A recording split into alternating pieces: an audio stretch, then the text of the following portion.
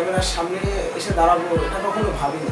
তবে মনে করতাম যে এই যে গান ভিডিও বা অন্য কিছু যে এত সহজ, এটা কখনো যে এটা এত কঠিন এটা কখনো কল্পনা করতে পারিনি। একটা শটের জন্য যখন আমার বন্ধু 10টা টেক করলো, তখন যে কাজটা কত ডিফিকাল্ট, তখন আমি বুঝতে পারলাম যে আসলে বন্ধু এই সিম্পল একটা কাজের জন্য এত কষ্ট করছে।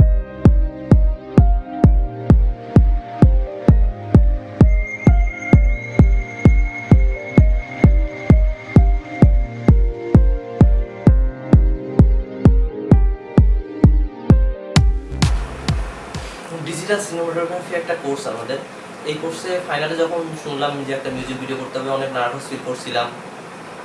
জানতাম না যে কেমন করে করবো, একা প্রজেক্ট, খুব টাফ হয়ে গেছিলো আমার জন্য। আসলে আমার সব কিছু পিছনে আমার ফ্রেন্ডরা ছিল, যার কারণে আমি জিনিসটা অনেক সাকসেসভাবে বের হইতে পারছি। তবে একার পক্ষে যদিও অনেক ডিফিকাল্ট ছিল, ডিফিকাল্টি অনেক পরিশ্রম করছি, অনেক কষ্ট করছি। প্রত্যেকটা শটে, প্রত্যেকটা সিকোয়েন্সে অনেক অনেক অনেক চিন্তা ভাবনা করে করতে হয়েছে নিজেকে। এমনকি ভিডিও করতে গেলে আমাকে মাটিতে বসে ভিডিও করতে হয়েছে। এমন সময় আছে যে পেছনে ওয়াল, আমি ভিডিও করতে পারছি না, তার জন্য আমাকে মানে দেওয়াল সেট করে জানালার পিছনে, যে ক্যামেরার সামনে রেখে জানালার পিছনে যে গিয়ে শ্যুট করতে হয়েছে।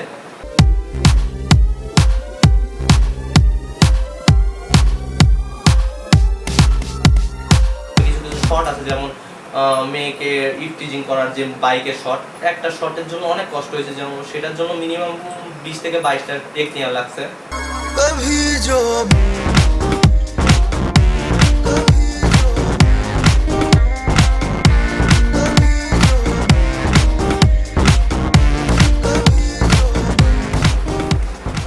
এভরিথিং, যেমন মডেলটা ছিল আমাদের, মেয়ে মডেলটা ছিল তুলি, সে একদম নিউ।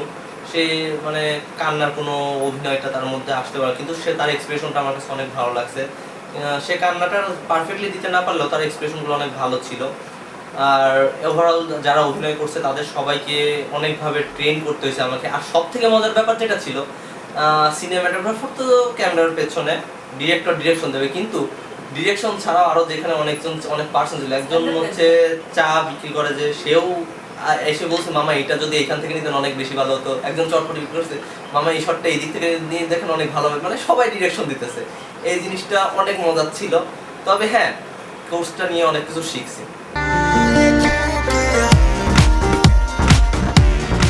ভাইয়ের জন্যই মূলত ক্যামেরার সামনে আসা। ফার্স্ট টাইম যেহেতু আমি ক্যামেরার সামনে আসছি, সেহেতু আমি অনেক নার্ভাস ফিল করেছি।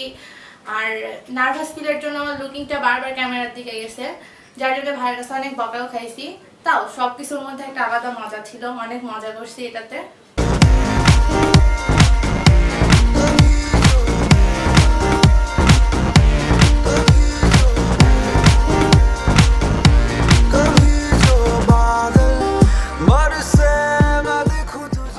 ভিডিওর সামনে এর আগেও অনেকবারই আসা হয়েছে, ফ্রেন্ডের অনেক কাজে, অনেক রকম ভিডিও শুটে ক্যামেরা বন্দি হওয়া লাগছে। তার মধ্যে কিছু সিকোয়েন্স ছিল যে এরকম মডেলকে প্রপোজ করতে হবে। আসলে এটা তো আসলে লাইফে ফার্স্ট প্রপোজ ছিল, কিন্তু ভাবি না যে এভাবে প্রপোজটা করতে পারবো।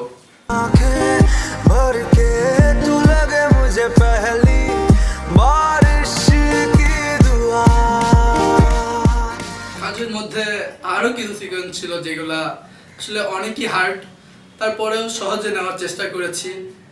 যার মধ্যে ছিল যেমন মেয়েকে ইপটিজ করা, বাইক চালানো, এগুলো আসলে অনেকটাই কঠিন ব্যাপার।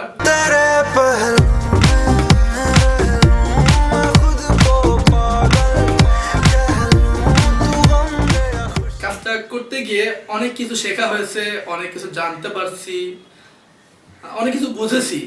মানে তার মধ্যে দিয়ে সবকিছু মিলে অনেক মজা করে কাজটা করেছি।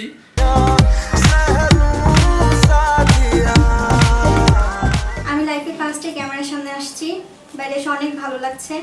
এখানে এমন এক্সপ্রেশন আছে যেগুলো হয়তো দিতে পারিনি, বাট আমার পাশে ফরাদ ভাইয়া ছিল, মুন্না ভাইয়া ছিল, সবাই আমাকে অনেক ভালোভাবে বুঝিয়ে দিয়েছে। আর এখানে এসে আমি অনেক কিছু শিখতে পেরেছি, জানতে পেরেছি, যেটা হয়তো ভবিষ্যতে আমার কাজে লাগবে। আর এখানে কিছু কিছু এক্সপ্রেশন ছিল যে আমাকে ভয় পাইতে হবে, বাট আমি ভয় পাইতে পাচ্ছিলাম না আর কি।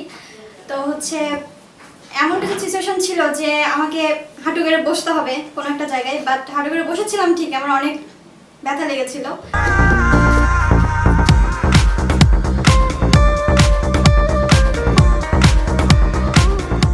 দেন তারপরে যে বাবু ভাইয়া যখন আমাকে প্রপোজ করবে তখন হচ্ছে আমাকে কাঁদতে হবে, বাট আমার চোখ দিয়ে পানি আসছিল না, রোদের দিকে তাকায় অনেক কষ্ট করে চোখ দিয়ে পানি বের করছি। যাই হোক, সব মিলিয়ে অনেক ভালো লেগেছে, কাজ করে অনেক ভালো লেগেছে ভাইয়াদের সাথে।